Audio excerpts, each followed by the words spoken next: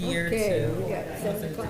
All right, it is 7 p.m. I'd like to call the Brimfield Township Board of Trustees meeting to order. Roll call for attendance, please. Kevin, Yes. Sue, Yes, Nick. Yes. All right, quorum met. If everybody please stand for Pledge of Allegiance. I pledge allegiance to the flag of the United States of America and to the republic for which it stands, one nation, under God, indivisible, with liberty and justice for all. Please remain standing for a moment of silent meditation or prayer.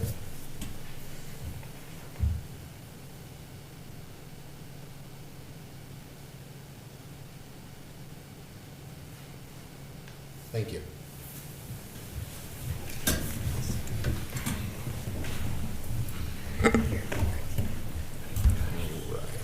We have our announcements and correspondences. Any announcements or correspondences today? oh, don't forget the spring cleanup on May the 9th, because I'm donating free hot dogs to everybody that comes. You can even eat 2 or 3, it's fine. What time does it start, Sue? 10 o'clock to 2.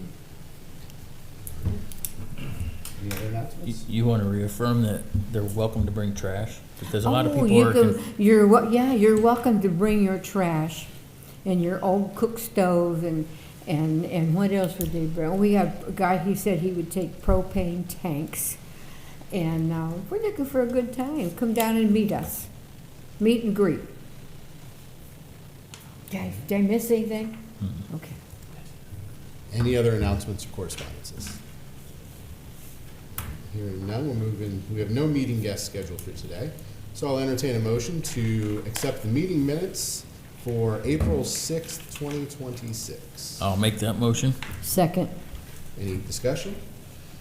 Hearing none, roll call. Kevin, Yes. Sue, Yes. Nick. Yes. Approved. All right, I'll entertain a motion to accept the agenda. I'll make that motion. Second. All right, any changes to the agenda today?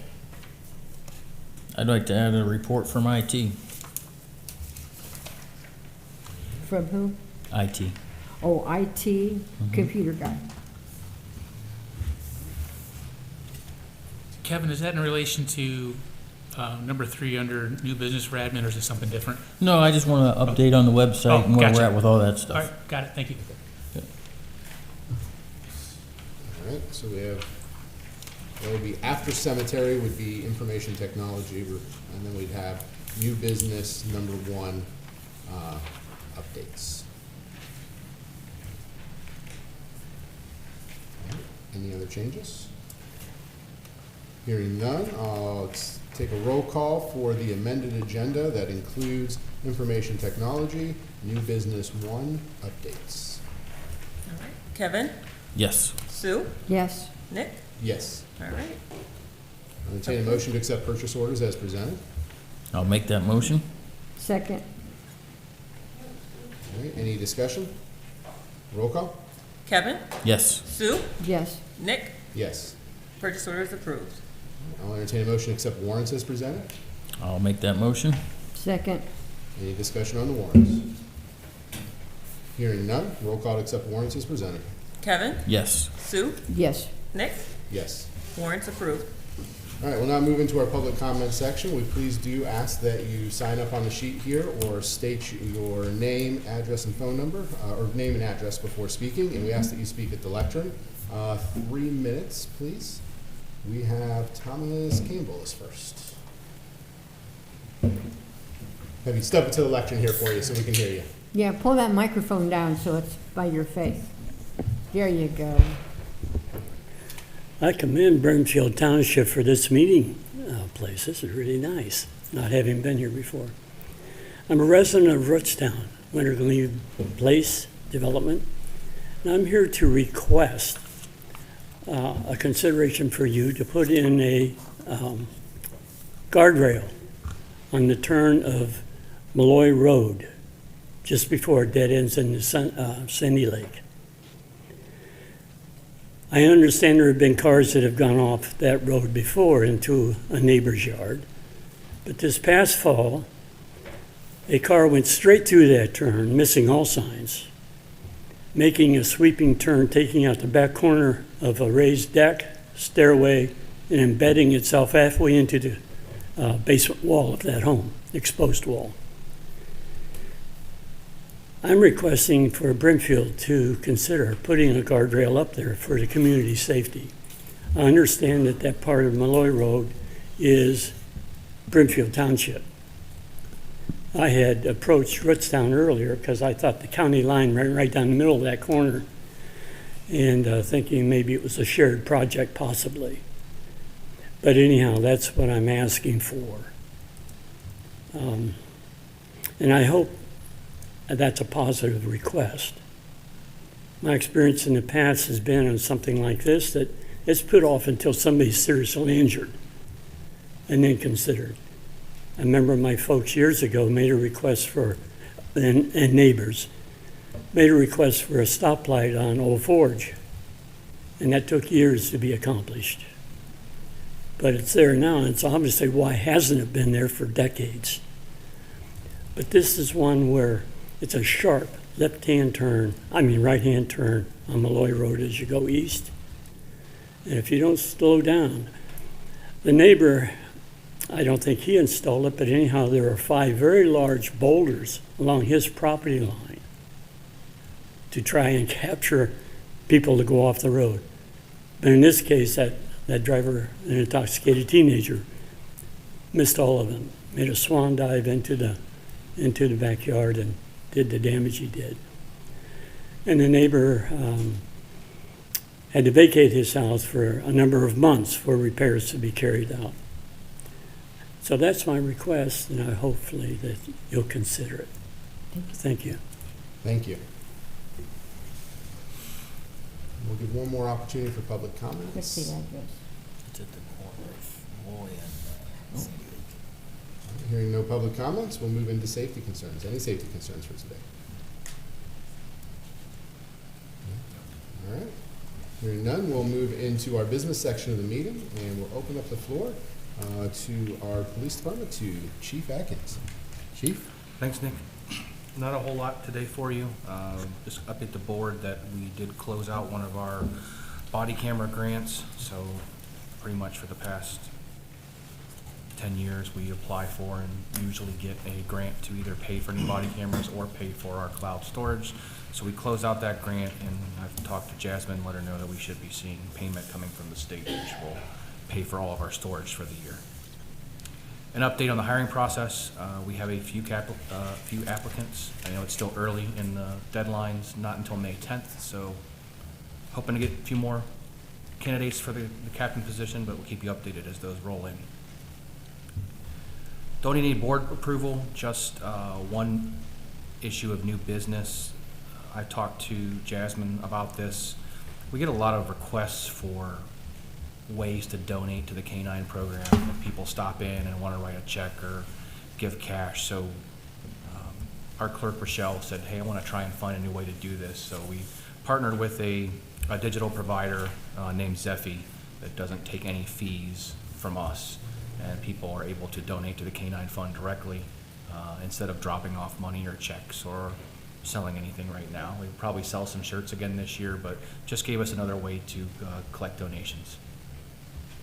Okay. And that's all I have. Jasmine, when these donations come in, then do you manage it? Do they manage it? How's that process? work? It's a joint management system, so I have access to it. So I'll get alert if anyone makes a donation. So I'll do a weekly report so it can be reconciled to our bank statement at the end of the month.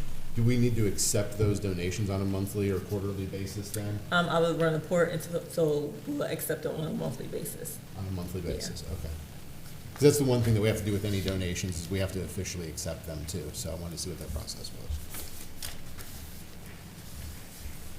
All right. Any questions for police department? If not, we will move into fire department. Okay, thank you, Nick. Yep, floor's yours, chief. Just a couple updates. First, senior luncheon will be on April 29th. That'll be at 11:30. Flyers did go out into mailings on April 16th, so all seniors that we have on our mailing list should have received those by now. Postings are up on our Facebook page, township page, and the sign out front.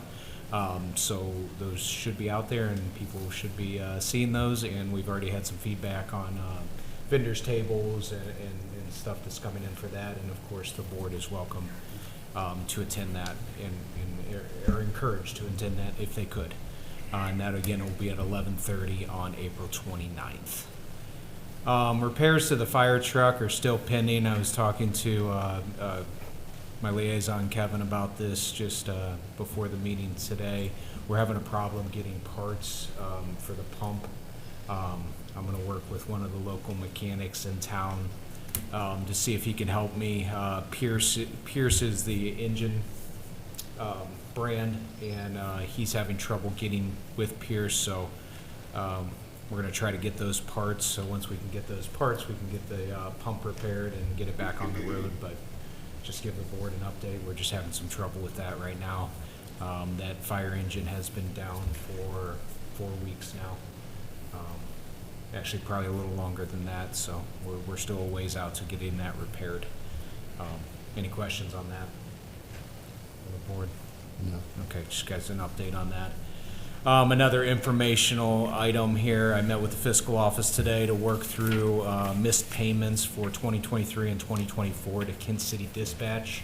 I need to work with Chief Shear on how to correct those missed payments, and then I'll have an update moving forward once I get a resolution on how that gets corrected moving forward.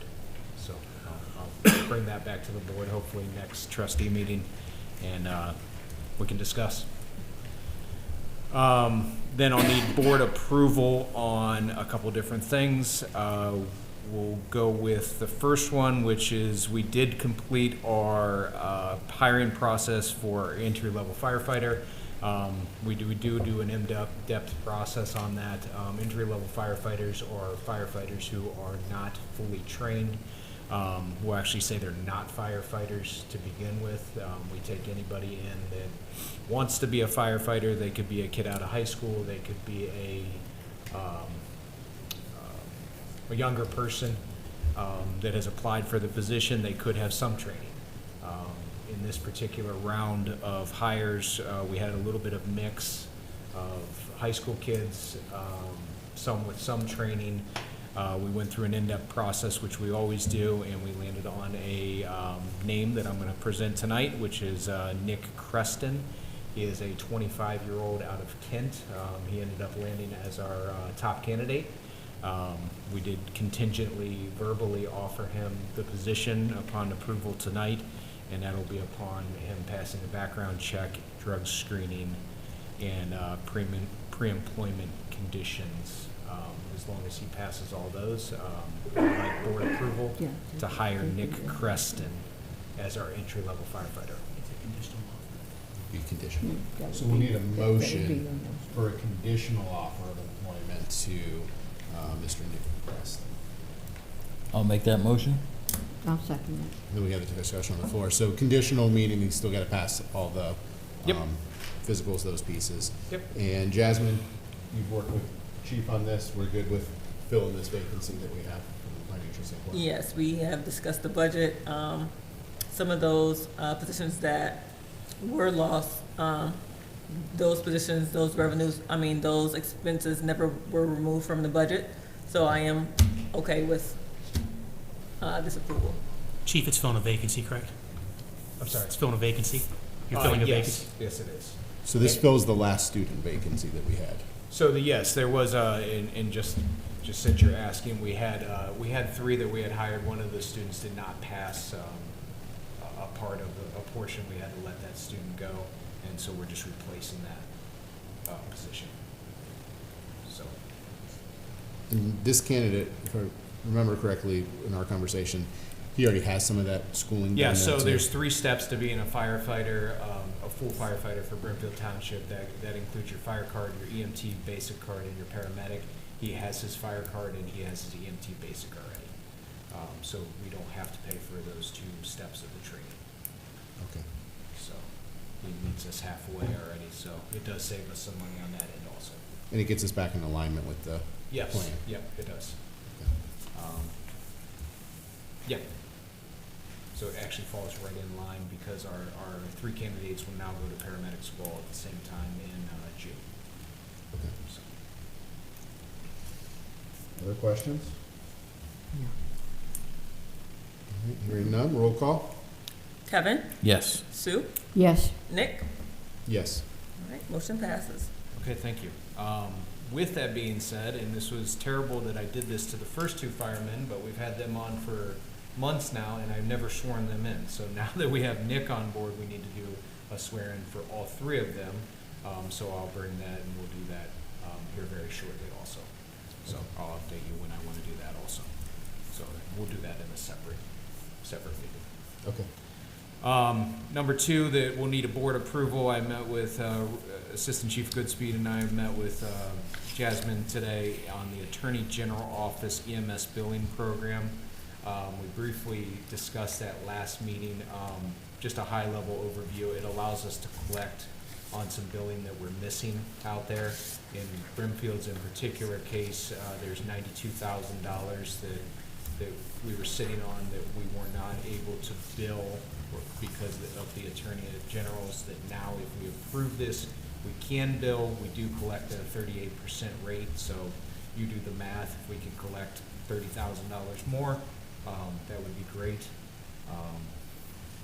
There's no negative to the program. We just have to fill out the paperwork, which Jasmine was already doing, and we should be doing this. So, Jasmine, would you like to chime in on that, or? Yes, so I do have the paper for that agreement that I have been working on and have signed. I do have copies of that. I will forward to all 3 trustees. I am passing down the paper that the trustees do have to sign, so we can get that approved. Any questions that I could try to answer on that? So just for residents' sake, so this just kind of helps recover some of the billing procedures on the back end through this program, Chief? Yeah, so really what it does, and I spoke about it last meeting, but I'll say it again. So the high level is that if you don't pay your EMS bill, but you go to, a lot of this is if you go buy lottery tickets or something like that, and you win, they collect your winnings to pay us before you get your winnings. So there's collections out there. So if you go to a casino and you win, we get paid.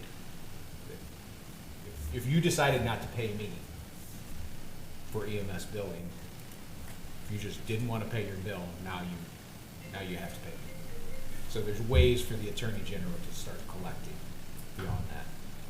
So it allows us to get paid a little bit more. Is this would this be retro, Chief? I do not believe it is retro. Okay. It would be now moving forward. I'm pretty sure on that. So that's one of the ways that it can collect. Okay.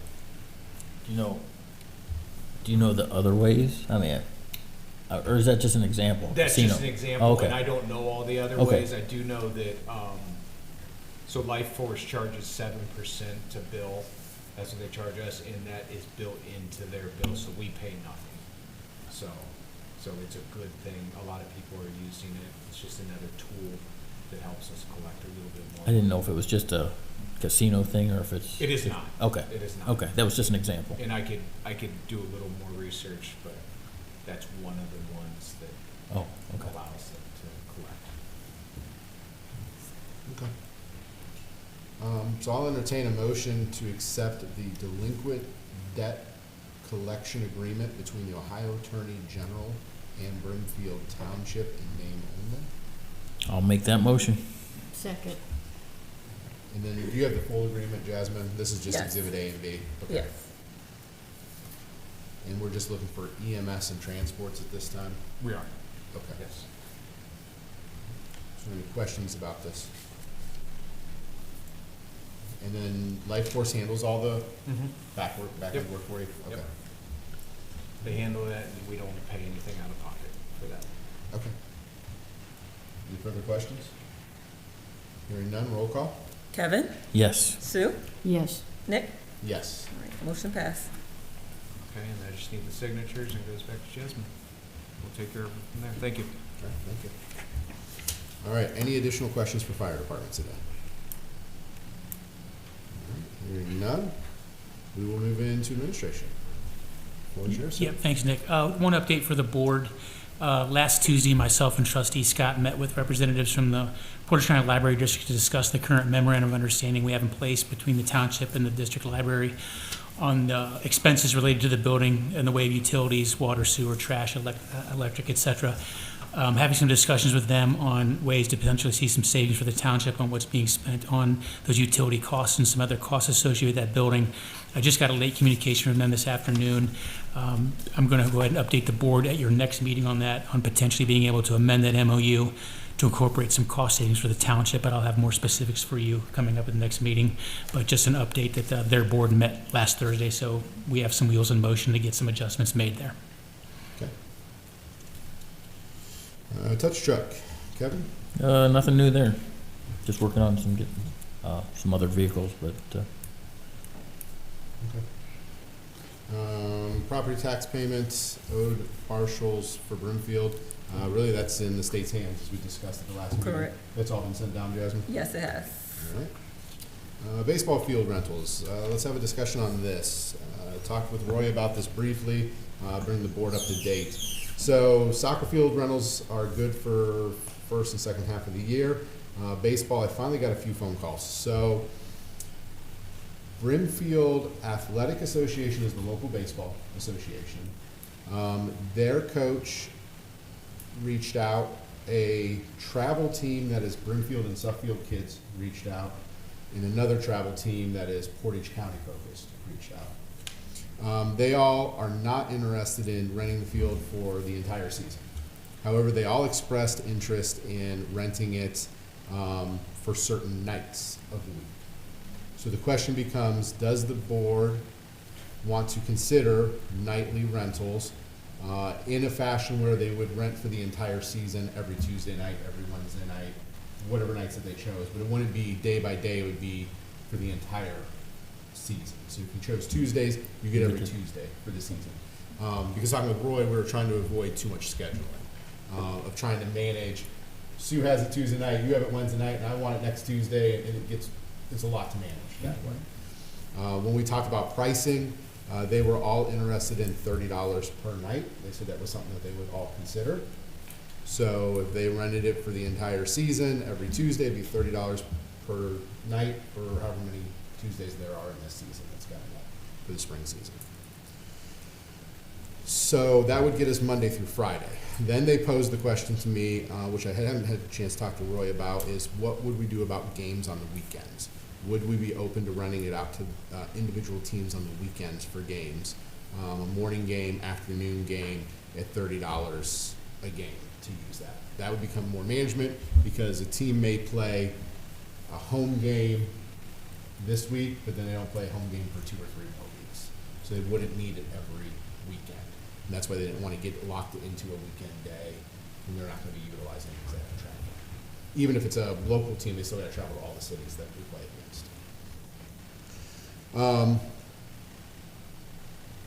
It's kind of where we're at. The season is getting ready to start, so they'd like to move on it. They'd like me to call them back tomorrow and let them know where we are.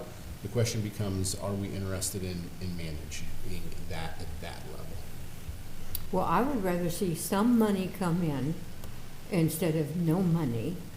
And we do have to keep, if we didn't manage the ground and let it set for another year, we would go backwards.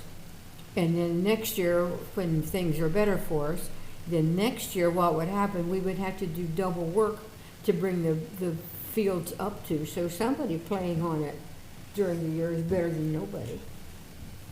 That's just my opinion.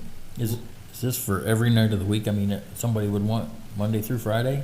Doesn't guarantee running Monday through Friday. It depends on how it lands. Okay. Typically, what we've done in the past, and my recommendation would be, is we'd reach out to Brimfield Athletic Association first. It's a non-travel local kid playing league. They get first pick at nights.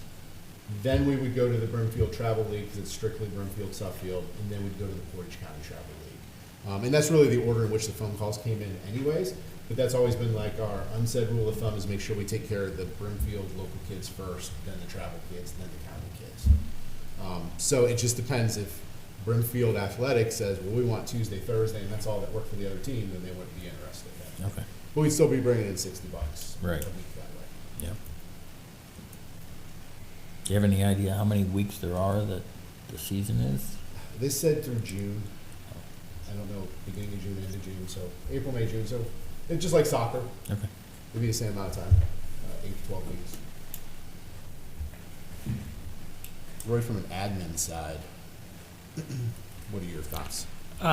Well, we have do we have three different organizations that have expressed interest, or you potentially could have three organizations that are expressing interest? They all expressed interest, and it's just gonna come down to who gets to pick first and what days work for them. Nobody really gave me dates, I said this is the order we're gonna do it in. Okay. Now, the Portage County travel team said in the future, he's already booked most of his teams out for the year, or for the season. He said in the fall, he'd be interested in renting it for the entire season, locking it out.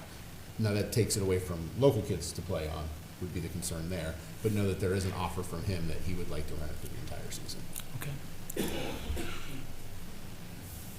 Yeah, there just needs to be a mechanism of a shared calendar to become accessible. So if it's Brimfield Athletic Association is going to be the first group that you're going to offer to, and they say, hey, we're interested in, let's just pay for hypotheticals, they're interested in Tuesdays, Thursdays, and they're good with that. And then you reach out to Brimfield Travel League and then to see what their interest would be. If Tuesdays or Thursdays were one of the nights they were interested in, then they're obviously not going to be able to utilize it for those 2 days, but maybe there's another day they can use it.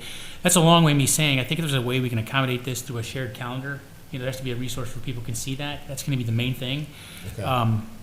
If these groups can, let's say hypothetically you have Brimfield Athletic gets involved and they say we want it 2 nights a week, and then your Brimfield Travel League says, hey, we are too. There's a night or two we're interested. We need some mechanism for those two groups to be able to communicate with one another. The idea that I had was we would talk to Brimfield Athletic first, and they'd say we want Tuesday, Thursday, and it's locked out for the entire season, every Tuesday, Thursday. So when we talk to the next one, it would be, hey, we have Monday, Wednesday, Friday open. Are you interested in any of those things? Okay. To make it simple. Now, from a game standpoint, we'd have to figure out some type of calendar if we wanted to rent for games on the weekends. Okay. So you're drawing a distinction between practice through the week versus games on weekends. Correct. Okay. Yeah, practice is usually pretty regular. Okay. Yeah, we just need to come up with a shared calendar and put our heads together and come up with something so there's communication on that piece. It's going to, whatever that's going to look like, but if there's an ability to accommodate our kids to play on the fields, I think we need to do that. Do we want to look at games and practices, just practices this season? I just don't know how much we want to try to take on at this point. I don't know what their game schedule looks like, or if they're all going to have practices and games. So they would all be interested in both. Games would be weekends typically. Okay. And they would be Saturday morning or Saturday afternoon, Sunday morning or Sunday afternoon. So they need a block of time. Okay. Yeah, I don't have any other feedback on that other than we just have to have some mechanism of putting that on the calendar so they all can see that. And if there's a washout, if there's a rain out, are they going to want to reschedule and make up another date? Well, that's and if one they thing want to they do did that, ask. is that feasible? Yeah, that was the other question is if there's a rain out, because I originally proposed they would pay the lump sum up front. They said, can we play monthly? Because if we get a rain out, you would owe us a credit. We would just take that off the next month's bill. So like if it stormed Tuesday night and that was my night to practice, I wouldn't want to pay for Tuesday night, so we could use the field. Nick, can I ask a question? Yeah. What nights does soccer have it? Because you can't really play both sports at the same time. So soccer doesn't technically have it. I know they're out there playing, but they didn't have a rental agreement on it. Okay, well, Their rental that's- agreement is, Right, that's what I was asking, because we've had that issue before where baseball was playing, soccer was going, and baseball flies in the middle of the soccer field. right. And parents sitting here behind I was just asking that question, because that's. Yeah, so soccer only rented the town center fields. That was their agreement, was town Okay. center fields. Now, Dave, from a game standpoint, it would just be like with soccer, we'd try to hope that we get the outfields mowed before the weekend, Thursday, Friday. Right. Oh, no, we normally try to get everything moved for the weekends. Okay. Joe, is there a way, shared calendar? Yes. You can make that happen pretty easily? Okay. Jasmine, would you be okay with us billing this on a monthly basis so that we can handle any rainouts that come? So Yes. that- Yeah, Instead that's of, you know what I fine. mean? That way there's a credit. We Right, just reduce yeah. the bill by that. Yeah, and I'm okay. We can probably handle the invoicing if needed. You can handle Yeah. the invoicing on that. We're gonna keep it simple. We're not gonna say, pick Tuesday this week, Wednesday next Right. week, Thursday. You lock day, kind of simple as we ease into this. Yeah, that'd be And see how we fine. manage it in the fall. Do you want to look at both games and practices, or do you want to I'm up to practice? what, I mean, it would be nice if we could, but I'm up to what everybody as a team can handle. I don't wanna It's just going to be a communication issue. That's what it's going to be, more than anything else. So if there's something we can come up with, a resource, I can talk with Joe if we have some ability to put that on something that's transparent. Yeah, So we could lock them into practice days, and then there'll be an online or some type of calendar we could work with them on to lock in games, because games will float. Yes. Okay. The question then becomes, is this board okay with $30 a night? Because originally we said 5,000 for the season, which would be much less than $30 a night, but they said this is kind of the going, what they thought was a fair rate. It's better than zero, and we already agreed to do the maintenance. Right. We have to do the maintenance, because otherwise it costs us too much to not do it. Somebody's getting some use out of it. We're getting some return on our investment. Okay. All right. Nobody's gonna be upset, right?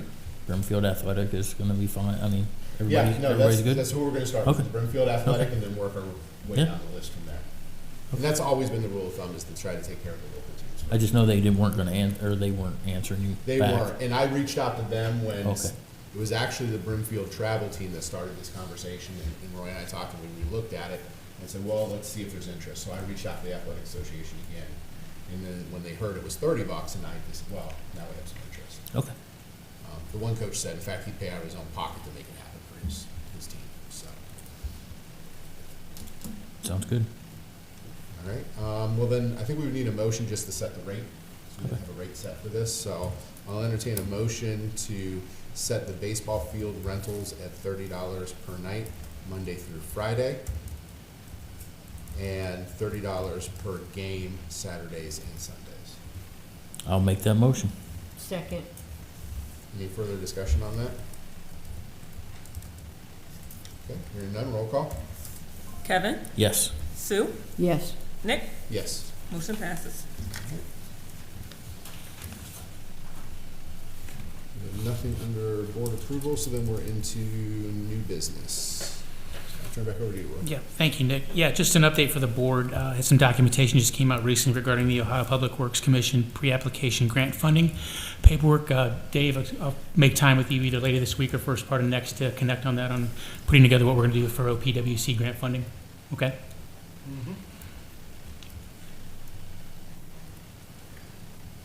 Next is NOPEC. So we have the NOPEC Community Event Sponsorship Grant.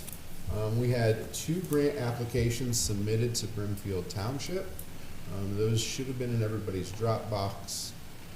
We had one from Field High School Student Council, looking to use this as part of Falcon Fest to provide a gathering before Field's first football game of the season. This event invites any school or community groups to fundraise or simply be involved, and includes food trucks, inflatables, games for all ages. Typically, since the event is fundraising event for Field High School Student Council, we will charge some kind of fee for participating in the games and inflatables, but if attendees do not want to participate, there is no admission fee. So they're looking to offset Falcon Fest. And the second was a submission from Brimfield Community Cupboard. And Brimfield Community Cupboard is looking to hold a bike rodeo in order to promote safe recreation for families in Brimfield. Skills and practices taught would include basic bicycle handling, rules of the road for cyclists, the importance of helmets, avoiding crashes, general bike maintenance, and overall safety. They'd like to use NOPEC funds to ensure participants have access to a certified helmet. I think it's important to note before we discuss both of those applications that NOPEC does have some rules and regulations in place. The event must be free and open to all residents of the community. It must provide an engagement opportunity, enabling NOPEC to connect with the residents in a meaningful and relevant way. NOPEC's logo or name exposure is desired, but not required. Each receiving entity must provide a completed community event agreement packet. No paper checks will be issued as a transfer of funds. All information submitted is confidential, and funds will be dispersed no later than the 3rd quarter. So this is not an upfront grant, it's more to get the money on the back end of that. So, we have 2 applications to consider. We do need to approve one tonight because we are at the deadline for the submission of the township's portion of that. So I'll open it up for discussion about both of those grants applications. Well, I think Falcon Fest is gonna happen no matter what. They didn't really explain how they were going to use the money. They weren't gonna reduce the fees, they weren't gonna do anything like that. So it was kind of vague as to what they were gonna use the grant money for. The bike rodeo, if they don't get the grant money, it's not gonna happen. And they were gonna use the money for helmets and possibly bikes if there's enough money left over. I'm leaning towards the bike rodeo. Well, on that grant, wasn't that it was open to the community as a whole? And Falcon Fest would be for students, which would put them all in a category. Where I understood that the food court doing this bike road would be for anybody. Well, I mean, Falcon Fest is open to everybody too. My concern with Falcon Fest though, is that it's talking about charging for things at the event, and that becomes a gray area. I know it's always been a concern. I know when we took it at the Hill Church, we couldn't charge anything, so we were gonna have food vendors. We canceled the food vendors for the event that we did. We did it as a chili cook-off only, that was free for entry, because the goal was for NOPEC, by them sponsoring this, creates an event for everybody to come, no matter your economic situation. Okay. Love Falcon Fest, think it's a great opportunity. I just don't think it's gonna work because they wanna charge for events. While you get to choose not to participate, that doesn't seem to be the intent behind the NOPEC grant piece. Agreed. Yes.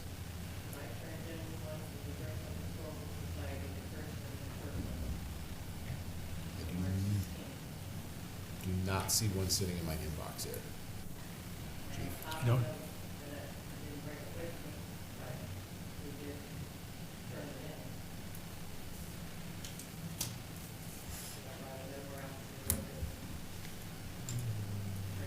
I didn't receive one from you either, so. I'm reading dates, I'm trying to see what our time frame is, so, sorry, not ignoring you. No, I know I'm not supposed to interject, but I do know that we filled out the application and we chose not to send it through email because I said I'll just walk it over and I handed it to Kristen. Copy of it, but I didn't bring it to the people. And so here's our option board. The application has to be received by April 30th.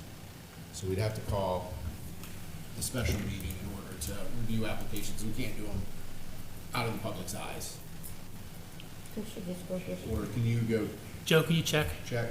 I'm texting her now. She's Okay. responding. She can just go get it and put it. Cause the house is just next door. We can move it down to the end of the meeting.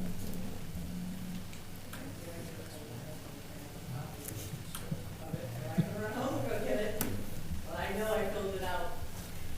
Because it was for the car show that we're doing with the church. They're doing a car show and we're doing the ice cream show. Is there any cost involved in any of that? Okay.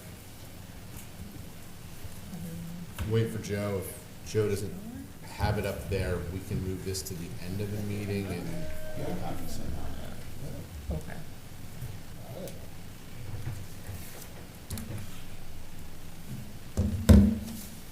Let's see.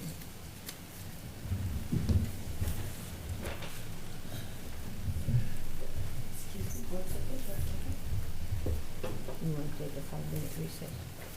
Yeah, we're gonna look for that paperwork, so we'll take just a 5-minute recess if anybody wants to stand up, stretch your legs. My legs are Jasmine short. gone too, I don't wanna move on to the next one because it's a cost of living. My legs are short, so I don't have to stand up.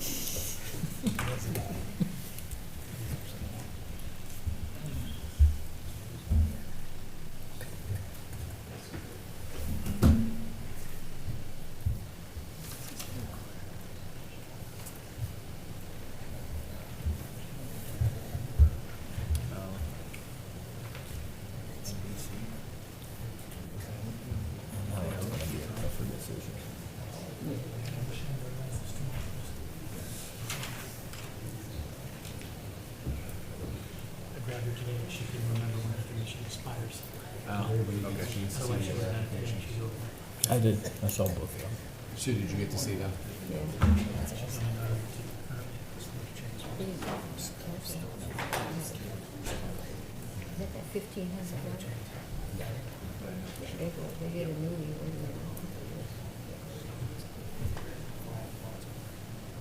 Oh, here comes Jasmine with something in her hand. Is she gonna read it to us? Yeah.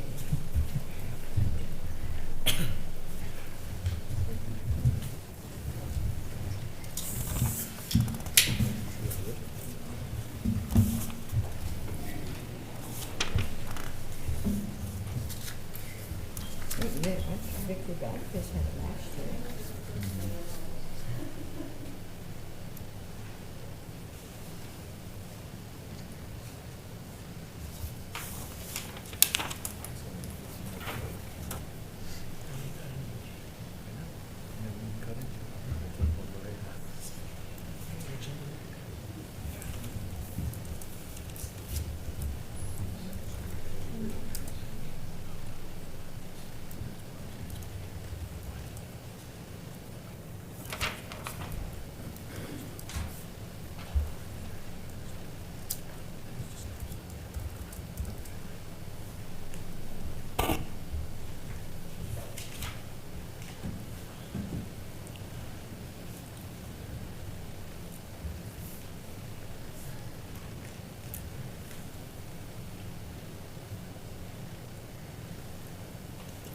Telephone this.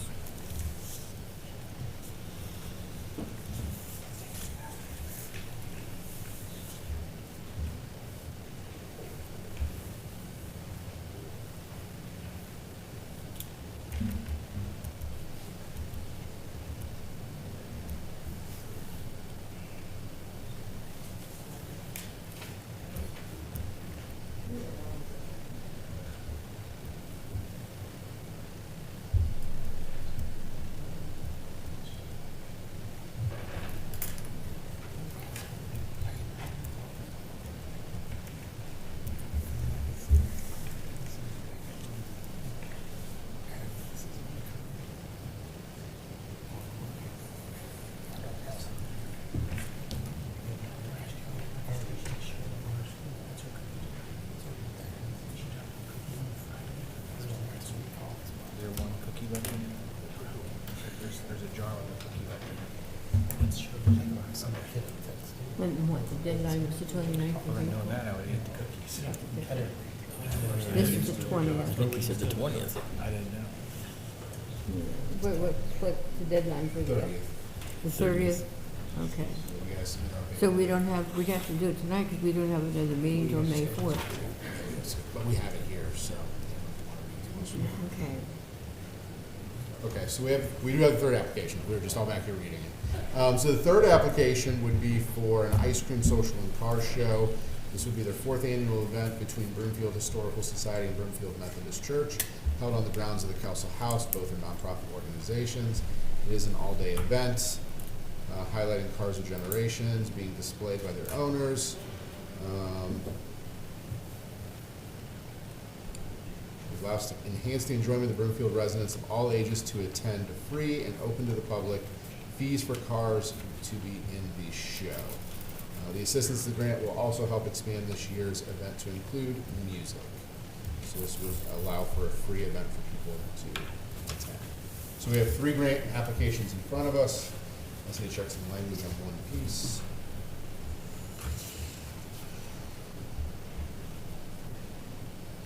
It's being held at the Methodist Church, but it is not religious centered, correct? No, they have a worship service in the morning at 10, they're open to anybody, with the car registration starts at noon, and the actual show of cars and the ice cream social is from 1 to 4. Because one of the things that, a couple of things NOPEC will not sponsor is religious-centered events, political campaigns, and events that do not align with NOPEC's mission and values, discriminatory events, or duplicating existing sponsorship. So there was already sponsorship out there that could sponsor.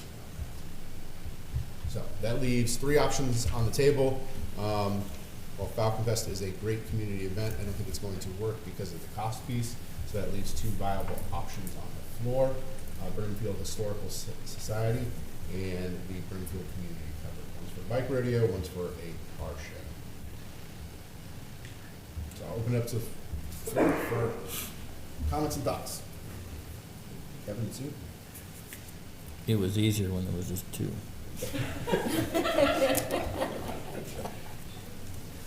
That's true. That is true. I just wanted to point out that I knew there was another application there. They're both worthy. They're both great causes. I guess the question becomes, which one is going to be a better impact on the community? I have a heart for kids, so I'm always going to lean towards kids stuff. But I appreciate the car show piece because it is open to everyone, kind of, at that Well, how point. many people are going to have a bicycle to participate? I think it appears from reading it was more kid-centered, but maybe I'm misinterpreting. Is it more child-centered? Students. Yeah, Because I know some pretty old people that This, have bicycles. I'm sure they're welcome.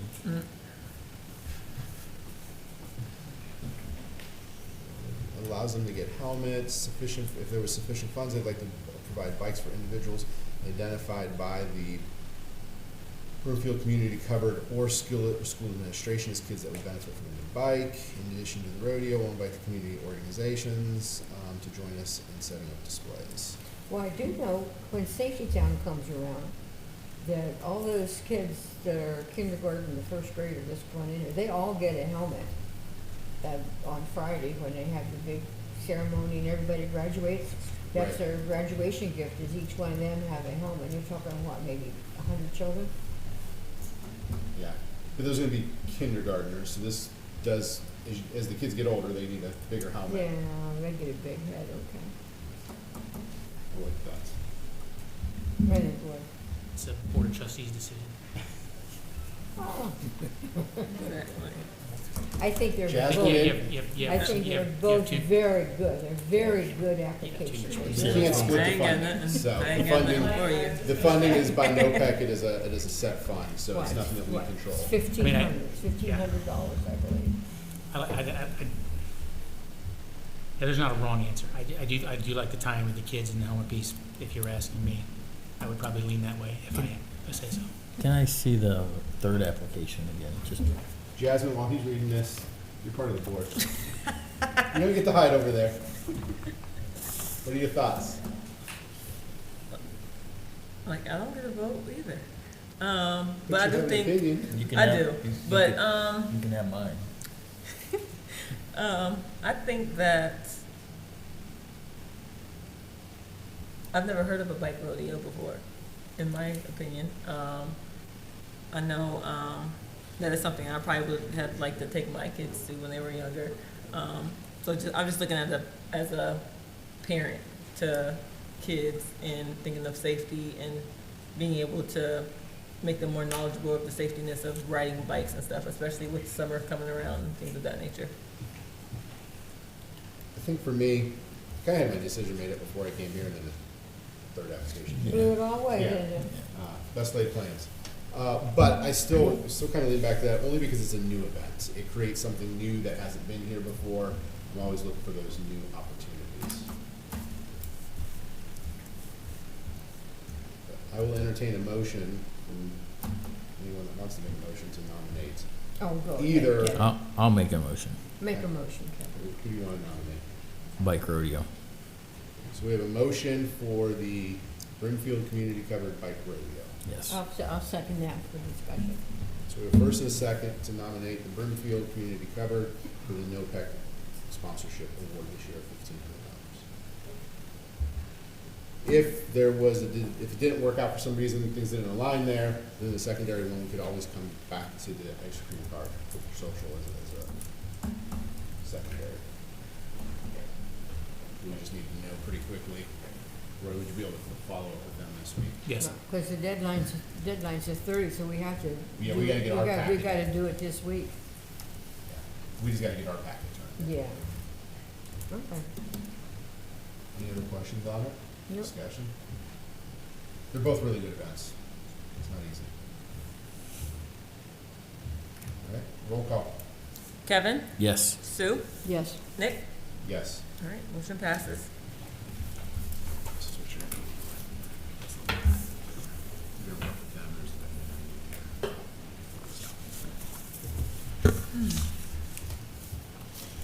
All right, that takes care of NOPEC. Brings us to the COLA. So, Chief, do you want to talk about, or? I think, yeah, well, Yeah. that's that's on your agenda. I think you guys discussed it at your last board meeting on this. Yeah, we had an Uh, executive session, yeah. but we didn't come out. Didn't come out, correct, yeah. Okay. So we're looking at a 3% cost of living wage increase for our non-union hourly employees. Bring the public up to date. Every April, we look at cost of living across the board, what those costs are, and we look at those pay adjustments under COLA. It has historically been a 3%. This does not affect the union contracts because they are locked into their pays. This would be 3% retroactive to April 1st, 2026. Jasmine, this was built into our budget, correct? Correct. Okay. So How many administrative people, how many people? It's six employees, What? six employees. Six Yes. employees, okay. we'd have 6 employees at 3% cost of living wage. And Jasmine, we're still good to retro to April 1st? Yes. Okay. All right, I'll entertain a motion to accept the cost of living raise at 3% for non-union hourly employees in police and administrative offices. So moved. Second. Discussion? I think this is a fair 3% that we've always done each year. And Jasmine, you're still good with the cost and the budget? Yes. Chief, you're good with your admin staff on there? Okay. All right, roll call to accept it. Kevin, Yes. Sue, Yes. Nick? Yes. Motion passes. Looks like we have under administration visual ed copier and printers. Yeah, real quick, our copy machines have been going through Visual Edge IT.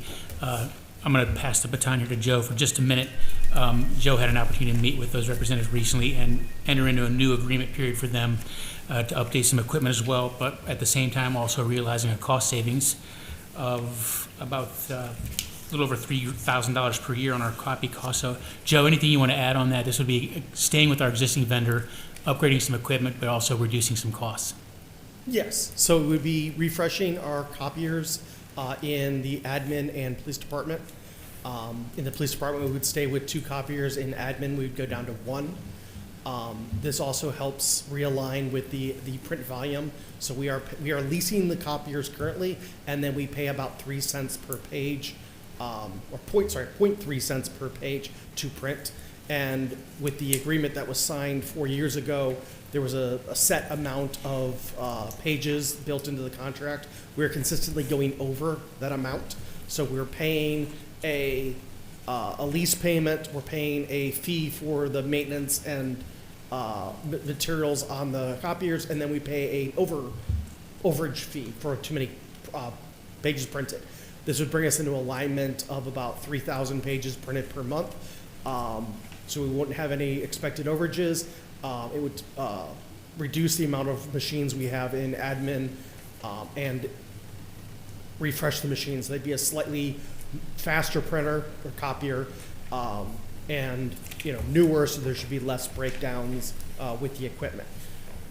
In addition, the leasing would be done directly through Visual Edge. So right now, we are paying a lease payment to Wells Fargo, and then we pay Visual Edge for supplies and maintenance. With this new agreement, we would have one payment with just to Visual Edge. We would lose that payment made to Wells Fargo. So it would make a financial transaction simpler, I guess. What's the length of contract? It would re-up us for another 5 years. So we'd be getting out of our current contract 1 year early and signing another 5-year agreement. Is there any cost that we're paying to get out earlier, or are they just? No. They are eating the cost of paying off the current machines to Wells Fargo. It's an incentive to get us to re-up for another 5 years. What about fire? Are they on a separate contract? Oh, no, they are in, their contract is not up from what, their printers were signed 1 year after the copiers, so they're not due for another 2 years. We are able, as part of this, I know I've talked with Chief Mullally about reducing one printer. We are able to do that. They are still willing to eat the cost of that one printer as part of this changeover, so it would reduce the fire's cost a little bit. We don't really pay that much per printer because they're not copiers or printers, but we can reduce fire's cost. I don't have that exact number though, but we can return one printer as part of this.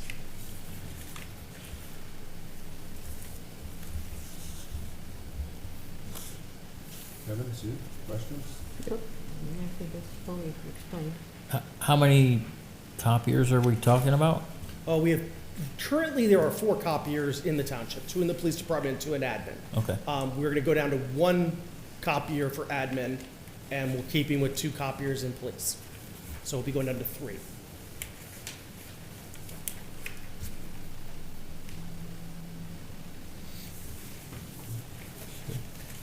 We'll entertain a motion to enter into a contract with Visual Edge copiers and printers at a cost of $1,755 per month for a 5-year contract to lease 3 copiers. I'll make that motion. I'll second that with the question of the copier that we have in the hallway there between zoning and the cemetery thing. That would be the one that would be taken out? That's the one that's gonna stay. That location is what's staying. That location will Yes, stay, that, okay. this building was designed to have 1 copier, that room was designed for that purpose, but we had an agreement for 2 copiers, we had to hold on to 2. Okay, but We're that going down to the copier would one and that's stay. centrally I think located. that location is more central for everybody. Yes. Okay. Any additional questions? If not, roll call for acceptance of the contract with Visual Edge copiers. Kevin, Yes. Sue, Yes. Nick, Yes. motion passes. Any questions or comments for admin? Okay, hearing none, we'll move into zoning and economic development. Floor is yours, Mike. Thank you. Year-to-date permit fees, $11,086.45. New business updates. The Nova is being proposed for the empty lot across from Brimfield Plaza, next to the old Rico's here. Proposing a mixed use for wedding celebrations and on-site owner management for the residents. We don't know if it's gonna fit yet. I don't have plans. I told them they've got to get an engineer out there. I don't know if they have enough parking. They kind of jumped the gun and dropped off trusses and, you know, they don't have any permits yet, but that's the proposed use as of right now, and well, hopefully it could fit. Woolen Properties is starting their 3rd building on Mogador Road. The lot split survey has been approved for Pavlik and Repus Oral Surgery Center next to Tamarack. Hickory Creek Phase 2 is working on underground utility work, and they're going ahead with their next phase. And I've got a couple things for board approval. The first one is requesting board approval to send 4945 Sherman Road to the prosecutor's office. They've been ignoring the request to clean up the property. This was a conditional use at one point in time, but it is considered non-conforming use. It's an auto repair shop. Here's my last letter with the pictures, and the neighbors are here as well to speak on their behalf if you want to hear from them. Okay, I would like to make that motion at the request of Mr. Ladd. So I'll entertain a motion to send 4945 Sherman Road to the prosecutor's office. So moved. Second. And now we can discuss. I'll take a look at the packet when it comes down. Mike, you have made multiple attempts to contact the property owner. We have. We actually had them in our office, and we spoke with them. They talked about putting a fence up, 6-foot-high privacy, which in the letter I even specified, hey, you need a permit for that fence.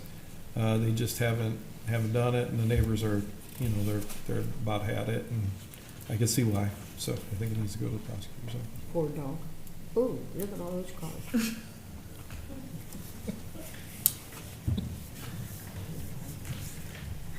Oh, take that, that's nasty.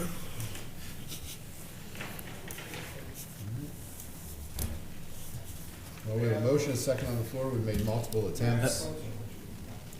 I don't know. I'm the neighbor, may I approach? I have color pictures if you want.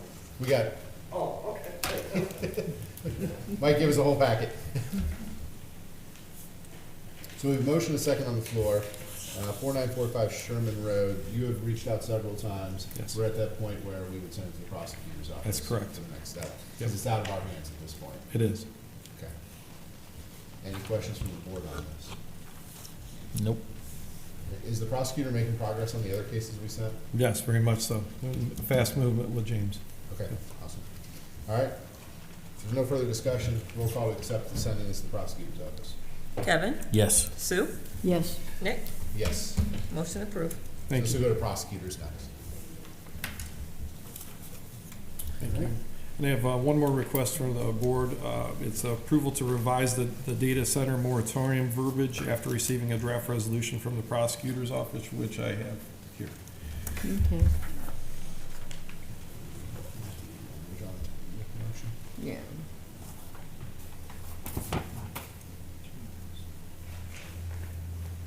Listen to me, you want to read that? That's good. That's a good thing. So I'll entertain a motion, whereas data centers have become a controversial topic in Ohio, and the effects on local political subdivisions remain to be seen.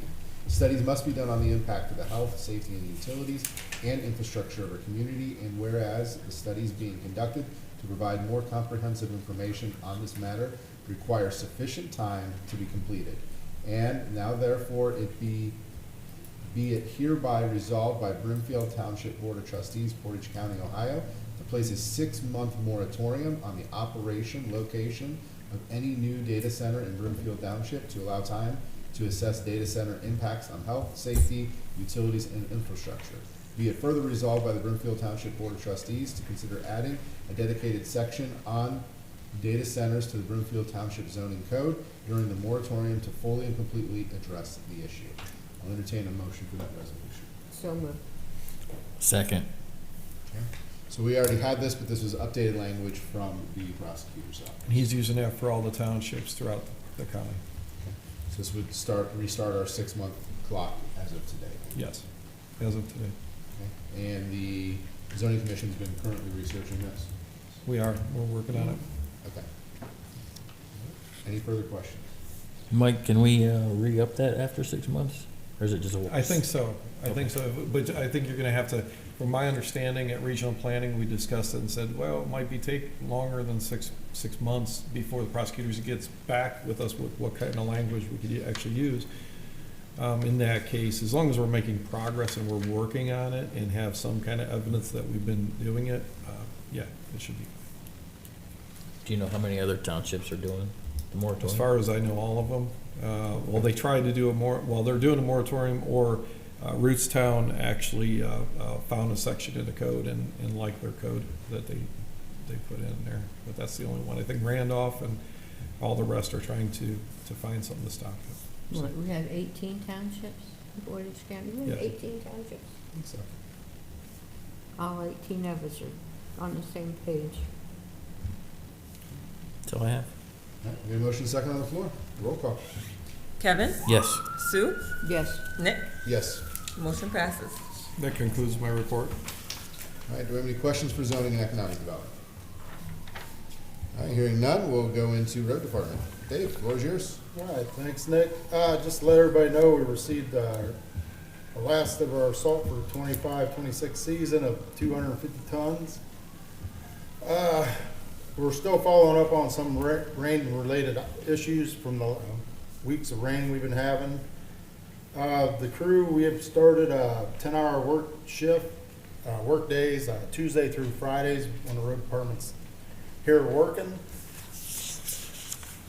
Some new business, we put away all the salt equipment. It's in storage now for the season. Oh, I was getting a little nervous this morning.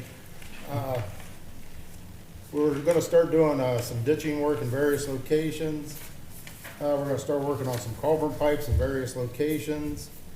Something I didn't put on here, we're also gonna be working on some road explosions in various locations to get them fixed up in the allotments. Right now, I'm waiting for Portage County, a camera, a major sinkhole we had developed on Buckeye Boulevard. Once they get that, we'll figure out. I'm gonna have them do our storm sewer, the downspout sewer, and I think they have a sanitary sewer running across this area to check everything to see what it is, other than just going and start digging and not have an idea what might be a problem. And other than that, that concludes my report. Questions for road department? Yeah, Dave, do you have a particular point in time when you may be doing some Dura patching? Dura patching? No, that hasn't even come across my. Okay. What we're looking at, we have some areas, I'm gonna talk to Suffield to see if I can borrow their, hot box instead of renting one this year. See if I can borrow it for a couple days. There's a couple areas I wanna hit pretty quick with the putting hot asphalt in instead of Dura Okay. patching it. Okay. On that note, like Klein Road, I mean, I know we're having issues there. The engineer's office is looking into that, try to figure out what's causing our problem there. Because a bunch of potholes popped back up there and it shouldn't with the chip and seal. So they're looking into trying to figure out what might have caused the issue on that road. Any other questions for road? Yeah, Dave, so the gentleman asked about a guardrail at that sharp curve on Malloy. What's the procedure? I'll have to contact the engineer's office and have them come out and look at it, see if it meets the criteria for a guardrail. Which, I mean, that one's gonna be pretty close. I think that one might pull off a guardrail. But again, the only issue with the guardrail for us is every time it's hit, we replace it. I mean, you try to get insurance companies to pay you back, a lot of times you don't see it. It just ends up being our cost. So I'm not putting cost between safety. I will have them come out and take a look and see if it meets your criteria of that. Do you know like a timeline, how long that all takes, just so he doesn't have to keep No, wondering if we're working on I it? can't swear on that. I'll get in touch with the engineer's office tomorrow about it. And then if you guys want me to have them look into that Malloy Road area, I can do that too. Sorry, that my culvert? sugar. Yeah. Yeah. I was gonna look at that while they're out too. My sugar's high. Is what that is. Thanks, Shut up, Dave. shut up. Hey, Dave, when can we start hiring part-timers for road work? We can hire them here at any time. I'm waiting for an answer from Tom Weiss. Or the kid that normally comes back every year. He, right now, the military is gonna let him know within the next week if Okay. he's able to come back or if they're going to send him to a Marine base. So he's gonna let me know one way or another, and then we'll move forward with that. I hate to say we've had issues to get part-timers in here. Well, that's what I was gonna say, can we start, because we can hire 2 part-timers. correct? Yes. So can we start advertising for at least the second one, so then we have some applications to look at? Yeah, we can advertise for another part-timer. I just didn't know what the time frame was with the contract when we could officially start. We can start them at the beginning of May. Okay. And that's something we should probably start working on, getting the Now, application and the job last description. couple of years, we've had a tough time of getting, and Tom's been a really good worker for us part-time through his Yeah. military. There's a possibility he may return, you're just waiting to determine, you're waiting to Right. confirm it? It all comes back down to what orders he gets for this summer. But he'd be one of 2, Roy, so we might as well put the job bid out, and that gives us more applications to sort through if he doesn't come back. Yeah. If he does, then we just have a single one. So Dave, can you work with Roy on that and get that Yeah, posted? I actually have the paperwork back at the shop, what we're looking for. Okay. I could just give it to you, we just put it out. It's all set and ready to go. The only thing I would have to change is the amount of what the pay is. Okay. All right. Any additional questions for roads? All right, hearing none. Cemetery, we have nothing on the agenda? Can I announce an FYI? Yeah. I'd like to announce an FYI on the cemetery. Memorial Day service is going to be Monday. Memorial Day starts at 8 o'clock in the morning, and we will be giving honor to our veterans. Like for you all to come out. And I'll move us into information technology. Updates on what's going on with IT. Joe? Floor is yours, sir. Okay, well, I guess, Kevin, you had some questions on the website? I just want to update where we at. Is it getting done? So it's still being developed. The intention is to have it live the last week of May. So that would get us in about a 2-week period between when that would be going live and when the support from Civic Plus ends. So again, we know it's a tight timeline. We entered into this project knowing that, but I have been assured from the new company that they're on track to have it ready for us the last week of May. Knowing that, we're focusing on the core, requirements, which is meeting minutes and documentation, and we'll get the pretty stuff as June goes through. So it'll be a busy June for me, but we'll make it work. Okay, thank you. Okay. Other questions for IT? No, hearing none, we will move into fiscal office. All right. I will start with just a quick review of our Q1 month-end financials ending in March. Joe, can you please pull up that infographic?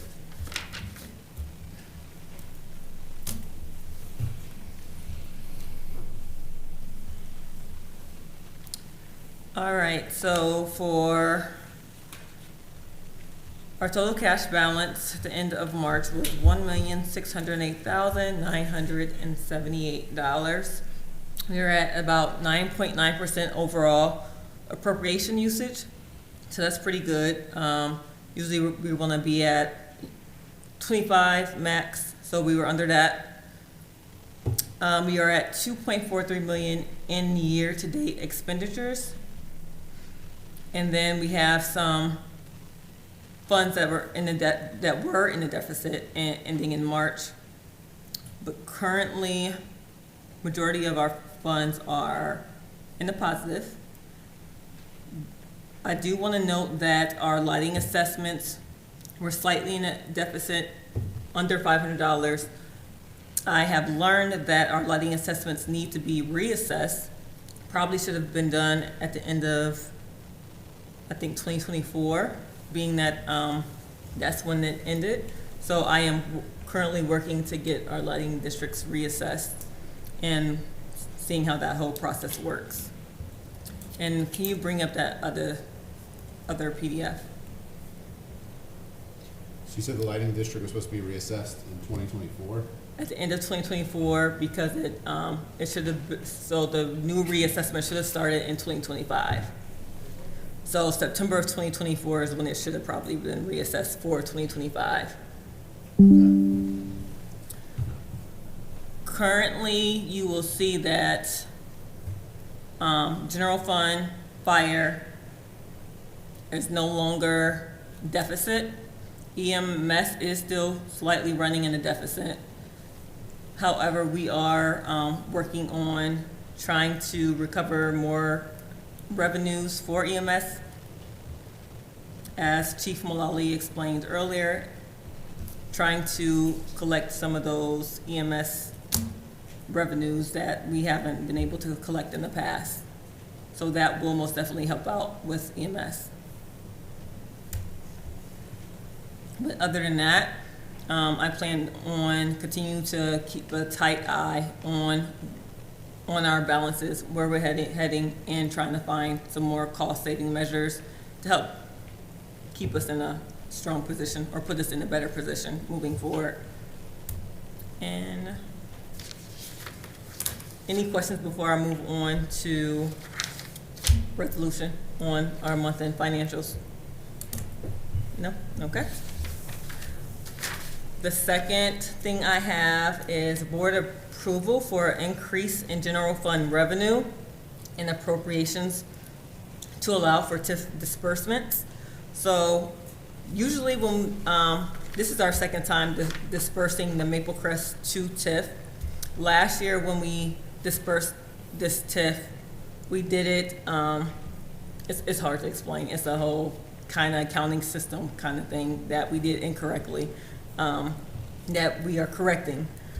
So in that correction, we have to actually pay these TIFs through accounts payable. So with that being said, we are not technically adding the TIF revenue as a source of revenue for us because we anticipate it going right back out as a disbursement to Field Local School District, Maplewood, and the local business center. But in order to properly pay them out, we have to increase our revenues with the county in order to make those payments properly. So I am just asking for an increase in revenue of $245,000, which will cover the first half of the TIF and the second half of the TIF when we receive that later in the year. All right, I'll entertain a motion to increase the general fund revenue and appropriations to $245,000 to allow for TIF disbursements. I'll make that motion. Second. Discussion on this. Jasmine, I talked with Matt Kelly last year, and he was kind of perplexed by this, that we do it this way. Mm-hmm. Are we gonna look at some language just to take this out of your wheelhouse and kick it back to the county?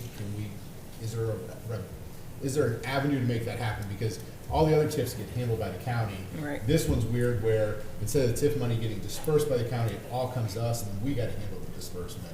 Right. Which seems like an additional burden for you. Yeah, so, yes, we did touch on that briefly last year. So that is something we can do. We would just have to go back to legal counsel, I believe, and have them redraft that language so that it's being dispersed by the county and no longer by us. But I think that would have to be done sometime this year so that next year they could start dispersing it. It's something we need to put on our agenda, Roy, because I think it's just that layer of Swiss cheese, right? There's a chance for something to get messed up and us to miss a piece there, and it's additional accounting that we shouldn't have to deal with. And I don't know why that one TIF happened that way. Maple Crest Zoo. For some reason, they did the language different in that one, where we ended up paying the school instead of the county paying the school. We'll have to look into that one because I think that one had 619 funds. And there might be something specific with the 619 that has to come through the township and back. I think that's the one. Well, if that's I the re- one where we paid for the road and stuff through state funding. Through state funding, and I think that's why. That's the reason. I think that's, but I'll double check. Yeah, let's explore it, just because if we don't have to deal with it, I'd rather us not deal with Yep, I agree. being the middleman on I that. agree. While we're talking about TIFs, Roy and I discussed this one. Maple Crest 1 is it was set up originally by a different attorney other than Mark. And the language isn't just quite clear for police and fire to grab the funds out of. And the whole intent of Maple Crest 1 was for police and fire. So with you guys' permission, I'd like to redraft up the payout for Maple Crest 1 to make it clear so that they could use those funds. Yeah, I don't think you need board approval for that. I would just move forward with Roy on that. Okay, okay, and then eventually back bring it to us. you. Okay, thank you. So we have the motion and the second on the floor for the increase in general fund. Is there additional questions on that? All right, roll call for acceptance. Kevin? Yes. Sue? Yes. Nick? Yes. Motion passes.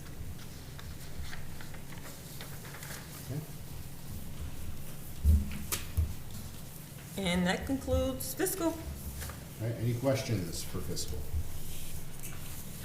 All right, we do have an executive session today, but before we go into executive session, I'll open it up for good of the order, first of all, from the board. Good of the order. If not, we've been trying this, we'll continue it. We'll open up for public comments at the end. If you want to speak, we do ask that you sign in and then approach the lectern, and we'll give you 3 minutes. So open the floor for 3 minutes. All right, hearing none, I'll entertain a motion to move into executive session pursuant to Ohio Revised Code, Section 121.22G, for the purposes of considering the following manners. It is going to be compensation of a public employee or official. I'll make that motion. Second. We have a motion, a second for executive session. Roll call. Kevin? Yes. Sue? Yes. Nick? Yes. Motion passes. All right, we'll be in executive session, 8:19 p.m. Board of Trustees, Fiscal Officer, Township Administrator, anybody else? No. That'll be it.